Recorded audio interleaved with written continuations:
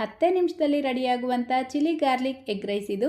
ತುಂಬಾ spicy and ಟೇಸ್ಟಿಯಾಗಿರುತ್ತೆ. ಮಾಡೋದು ಸುಲಭ. ಬೆಳಗ್ಗೆ ತಿಂಡಿಗೂ ಮಾಡ್ಕೊಳ್ಬೋದು, ಮಕ್ಕಳ ಲಂಚ್ ಬಾಕ್ಸ್ಗೂ ಮಾಡಿ ಕೊಟ್ಟು ಕಳಿಸ್ಬೋದು. ಸೊ ಬನ್ನಿ ಹಾಗಿದ್ರೆ ಮಾಡೋದು ಯಾವ ರೀತಿ ಅಂತ ನೋಡೋಣ. ಈ ರೆಸಿಪಿ ಮಾಡ್ಕೊಳ್ಳೋದಕ್ಕೆ ಅನ್ನ ಬೇಯಿಸಿಟ್ಕೊಂಡಿದ್ದೀನಿ. ಅನ್ನ ನೋಡಿ ಈ ರೀತಿ ಉದುರುದ್ರಾಗಿರಬೇಕು. ಇದರ ಜೊತೆಗೇ ಬೇಯಿಸಿಟ್ಕೊಂಡಿರುವಂಥ 3 ಮೊಟ್ಟೆಗಳನ್ನು ತಗೊಂಡಿದ್ದೀನಿ. ನೀವೆಷ್ಟು ಮೊಟ್ಟೆ ಬೇಕಾದರೂ ಸೇರಿಸ್ಕೊಳ್ಬೋದು. ಇದನ್ನು ಈಗ ಸೈಡಿಗೆ ತೆಗೆದಿಟ್ಕೊಂಡು ಒಂದು ಮಿಕ್ಸರ್ ಜಾರ್ಗೆ 15 ನಿಮಿಷ ಮುಂಚೆ ನೆನೆಸಿಟ್ಕೊಂಡಿರುವಂಥ 4 ಬ್ಯಾಡಗೆ ಮೆಣಸಿನ್ಕಾಯಿ, 3 ಗುಂಟೂರು ಮೆಣಸಿನ್ಕಾಯಿನ ಸೇರಿಸ್ಕೊಳ್ತಾ ಇದ್ದೀನಿ. ಇದರ ಜೊತೆಗೇ 1 ಗಡ್ಡೆ ಬೆಳ್ಳುಳ್ಳಿ ಸೇರಿಸ್ಕೊಂಡು ರುಬ್ಕೊಳ್ಬೇಕು. ಎಷ್ಟು ನುಣ್ಣಗಾಗುತ್ತೋ ಅಷ್ಟು ನುಣ್ಣಗೆ ರುಬ್ಕೊಳ್ಳಿ. ಇದು ಚಿಲ್ಲಿ ಗಾರ್ಲಿಕ್ ಎಗ್ ರೈಸ್ ಆಗಿರೋದ್ರಿಂದ ಸ್ವಲ್ಪ ಗಾರ್ಲಿಕ್ನ ಹೆಚ್ಚಿಗೆ ಸೇರಿಸ್ಕೊಳ್ಬೇಕು. ನೋಡಿ ಈ ರೀತಿ ಪೇಸ್ಟ್ ಮಾಡಿಕೊಂಡು ಸೈಡಿಗೆ ತೆಗೆದಿಟ್ಕೊಳ್ಳಿ. ಈಗ ಗ್ಯಾಸ್ ಸ್ಟವ್ ಮೇಲೆ ಒಂದು ಬಾಣಲಿ ಇಟ್ಕೊಂಡು 4 ಟೇಬಲ್ ಸ್ಪೂನ್ ಎಣ್ಣೆ ಸೇರಿಸ್ಕೊಂಡು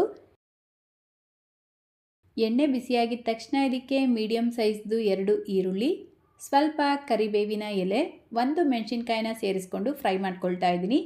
ಈರುಳ್ಳಿ ಟ್ರಾನ್ಸ್ಪರೆಂಟ್ ಆಗಬೇಕು, ಅಲ್ಲಿವರೆಗೂ ಇದನ್ನು ಇದೇ ರೀತಿ ಫ್ರೈ ಮಾಡಿಕೊಂಡು ಈಗ ಇದಕ್ಕೆ ನಾವು ಮೊದಲೇ ರುಬ್ಬಿಟ್ಕೊಂಡಿರುವಂಥ ಮಸಾಲೆ ಪೇಸ್ಟ್ನ ಸೇರಿಸ್ಬಿಟ್ಟು ಮಿಕ್ಸ್ ಮಾಡ್ಕೊಳ್ಬೇಕು. ಇದನ್ನು ಸೇರಿಸ್ಕೊಂಡು ಒಂದು 3 ರಿಂದ 4 ನಿಮಿಷ ಲೋ ಫ್ಲೇಮ್ನಲ್ಲೇ ಈ ರೀತಿ ಫ್ರೈ ಮಾಡ್ಕೊಳ್ಳಿ. ಅಂದರೆ ಬೆಳ್ಳುಳ್ಳಿಯಲ್ಲಿರುವಂಥ ರಾ ಸ್ಮೆಲ್ ಕಂಪ್ಲೀಟ್ ಆಗಿ ಹೋಗಬೇಕು, ಅಲ್ಲಿವರೆಗೂ ಫ್ರೈ ಮಾಡ್ಕೊಳ್ಳಿ. ನೋಡಿ ಒಂದು 3-4 ನಿಮಿಷಗಳ ನಂತರ ಇದಕ್ಕೆ 1 ಕಪ್ ಅನ್ನ ಸೇರಿಸ್ಕೊಂಡು ರುಚಿಗೆ ತಕ್ಕಷ್ಟು ಉಪ್ಪು, ಬೇಯಿಸಿಟ್ಕೊಂಡಿರುವಂಥ ಮೊಟ್ಟೆನ ಈ ರೀತಿ ತುರಿದ್ಬಿಟ್ಟು ಸೇರಿಸ್ಕೊಳ್ಬೇಕು.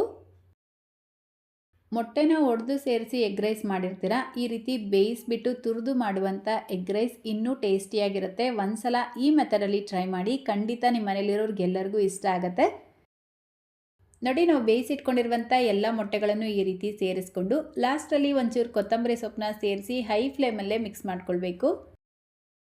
ಈ ರೀತಿ ಮಿಕ್ಸ್ ಮಾಡಿಕೊಂಡು ಸ್ವಲ್ಪ ನಿಂಬೆಹಣ್ಣಿನ ರಸ ಸೇರಿಸಿ ಮತ್ತೆ ಒಂದ್ಸಲ ಮಿಕ್ಸ್ ಮಾಡಿ ಗ್ಯಾಸ್ ಫ್ಲೇಮ್ನ ಆಫ್ ಮಾಡಿಕೊಂಡ್ರೆ ತುಂಬಾ ರುಚಿಯಾಗಿರುವಂಥ ಚಿಲ್ಲಿ ಗಾರ್ಲಿಕ್ ಎಗ್ ರೈಸ್ ರೆಡಿಯಾಗುತ್ತೆ. ಸೊ ನೋಡಿದ್ರಿ ಅಲ್ವಾ ಎಷ್ಟು ಕ್ವಿಕ್ಕಾಗಿ ಟೇಸ್ಟಿಯಾಗಿರುವಂಥ ಎಗ್ ರೈಸ್ನ ಮಾಡ್ಕೊಳ್ಬೋದು ಅಂತ. ಈ ರೆಸಿಪಿನ ಒಂದ್ಸಲ ಟ್ರೈ ಮಾಡ್ತೀರಾ ಅಲ್ವಾ? ರೆಸಿಪಿ ಇಷ್ಟ ಆಗಿದ್ರೆ ಲೈಕ್, ಶೇರ್, ಕಮೆಂಟ್ ಮಾಡೋದನ್ನು ಮರಿಬೇಡಿ. ಚಾನಲ್ನ ಹೊಸದಾಗಿ ನೋಡ್ತಾ ಇದ್ರೆ ಸಬ್ಸ್ಕ್ರೈಬ್ ಮಾಡ್ಕೊಳ್ಳಿ. ಫೇಸ್ಬುಕ್ಕಲ್ಲಿ ನೋಡ್ತಾ ಇದ್ರೆ ಫಾಲೋ ಮಾಡಿ ಅಂತ ಹೇಳ್ತಾ ಇದೇ ರೀತಿ ಮತ್ತೊಂದು ರೆಸಿಪಿಯೊಂದಿಗೆ ಮತ್ತೆ ಸಿಗೋಣ. Thank you.